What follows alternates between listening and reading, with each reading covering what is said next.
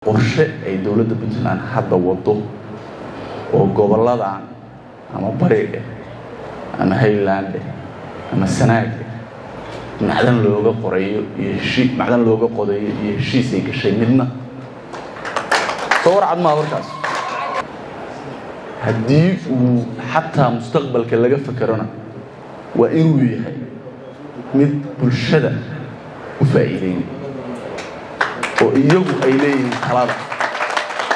oo iyagu ay hadday rabaan yeeli karaan hadday rabaan diidi karaan iskeedaba anagu dadkan talay waxa la mid ah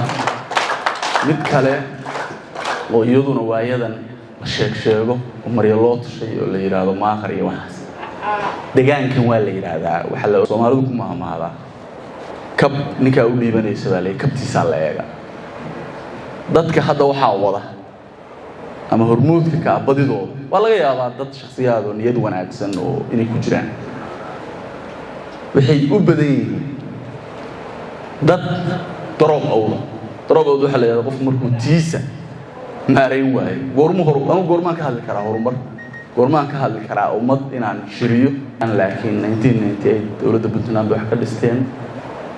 caqabado badan baa soo maray isku qabsi badan in lagu sheego baa soo maray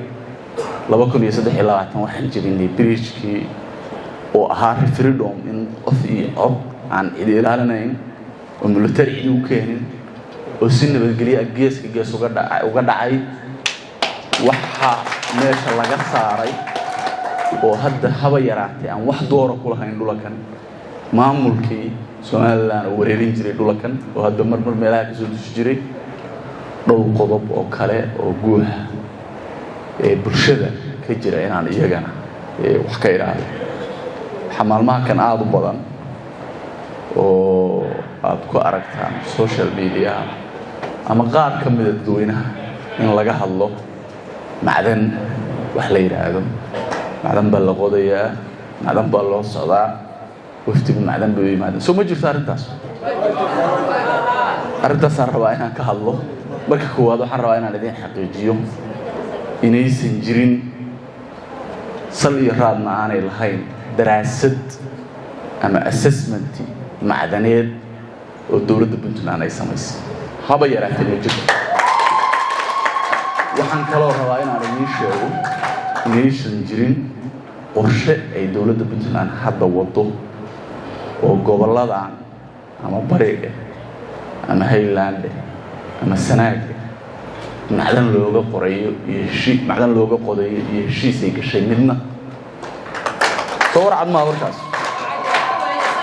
dadka dareenkooda iyo aragtidooda sax maaha in wiilal yar yar ay fuse ku raadsadaan dadkuna ay wax la yiraahdo fuse baa jiro lacag laga helo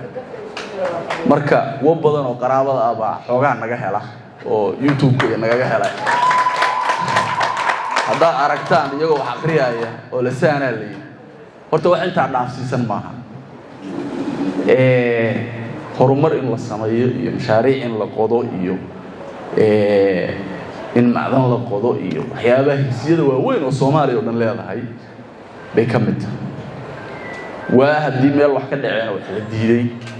laftigeedu marka aan leeyahay waxaan uma jiraan inaanay jirin baan idin sheegay laakiin horumar waa loo baahan yahay oo in horumar la sameeyo oo dadku kheyraadkooda ka faa'iideystaan waaga la diiday oo aad maqashaan looma diidin dadkuna ma diidin hadda xusuusataan waa joogaan odayaashii uqaashii horumar ma diidin mashruuc in la baarana ma diidin lama diidin waxa la diiday waxa ay siiqada loo maray adduunka nidaam baa jira haddii horumar meel laga sameeyo wax saar kheyraad la sameeyo waa in deegaanku percentage leeyahay shaqaale leeyahay door leeyahay waa sida saxda ah wasaas waxa la diidana taas waxaan markaa rabaa inaan idin xaqiijiyo mawduucaasuna ma jiro haddii uu xataa mustaqbalka laga fakarona waa inuu yahay mid bulshada u faa'iideynaya oo iyagu ay leeyihiin talada oo iyagu ay hadday rabaan yeeli karaan hadday rabaan diidi karaan iskeedaba anagu dadkan talay dad hadda looga baqaayo dalkan iyo dadkan ma nihin cid walba waa la yaqaanaa rikoorkeeda iyo waxa ay gashay iyo waxa ay geli karto taas annaga horta idin xaqiijinayna yaan waqti la idinkaga lumin wax la mid ah mid kale oo iyaduna waayadan la sheego oo maryo loo tashay oo la yiraahdo maakhar iyo waxaas deegaankan waa la yiraahdaa waxa la oran jiray magaca maakhar meeshu ka yimid waxaan rabaa inaan maanta ka weligeena ka hadlay ma aragteen iskeedaba waxaan uga hadlin waxaan macno lahayn inaan ka hadlin ma jiro taa hadda waxa la waday 6 bilood waa maqlaay maalinta markii ugu horreysay aan ka hadlo taa kalena waa maqlaay muddo aragtida saxda ah waxa weeye ereygaas waxa la oran jiray dhulka xeebaha reer gaarana ma ahayn ilaa soon berbera u dhow ilaa sanaagta beri baa la oran jiray waxa ay xadaarad ku yimid dadkan laakiin 1998 dawladda Puntland wax ka dhisteen caqabado badan baa soo maray isku qabsi badan in lagu sheego baa soo maray 2023 waxaan jirinay bridge-kii oo ahaa freedom in qof iyo cod aan ilaalinayn oo military u keenin oo si nabadgelyo gees uga dhacay waxa meesha laga saaray oo hadda haba yaraatay aan wax dooro ku lahayn dhulkan maamulkii Soomaaliland oo wareerin jiray dhulkan oo hadda marmar meelaha ka soo dushi jiray waxa hadda laga baxay arintii dispute-ka la sheegi jiray oo 2 asbuuc ka hor oo jahada aragteen warbixinteeda iyo maapka ay soo saartay UNOJ oo hay'adda kamid ah hay'adda UN ugu waaweyn ay dhulka sanaag oo dhan ay ku qortay Puntland meelo badan oo inta badan ay ku qortay dhulka sanaag oo dhan ay ku qortay Puntland sanaag waxaan ka wadaa sanaag iyo Highland iyagu inta badan waxay isticmaalaan maapkii 1991kii marka ma jirto wax dunuufa oo hadda sababi kara in waxaas laga hadlo waxa kale oo Soomaalidu ku maamaada kab ninka u dhiibanaysa baa kabtiisa la eega dadka hadda waxa wada ama hormuudka ka badidooda waa laga yaabaa dad shakhsiyaad oo niyad wanaagsan oo inay ku jiraan waxay u badan yihiin dad daroob waxa la yiraahdo qof markuu tiisa maareyn waayo goormaan ka hadli karaa horumar goormaan ka hadli karaa ummad inaan shiriyo goormaan ka hadli karaa maamul marka horta tayada shakhsiga meel soo saar dadkaas marka warkooda yaan waqti la idinkaga lumin oo ay ka mid yihiin kuwa views ka raadsanayo YouTube in lacag uga soo dhacdo dadka la mooday damiirkooda iyo masaalixdooda aragtida guud waxa weeye dalkan nabadgelyo ka jirta adeeg dawladeed baa ka jira maanta haddaad halka ka baxdo oo dekada ka soo adeegato oo gawaaridan halka goormay baxaan dhaar afarta habeenimo baxaan Soomaa xilligay rabaan bay soo noqdaan meelo badan oo xataa magaalooyinka waaweyn Puntland maanta ammaanka haysan nidaamna wuu jiraa horumarka wax badani waa ka dhiman yihiin waxa ka dhiman inaan daboolo oo dadweyne iyo dawladba isla kaashano ayaa la rabaa taasaana tan ugu muhiimsan oo yoolku yahay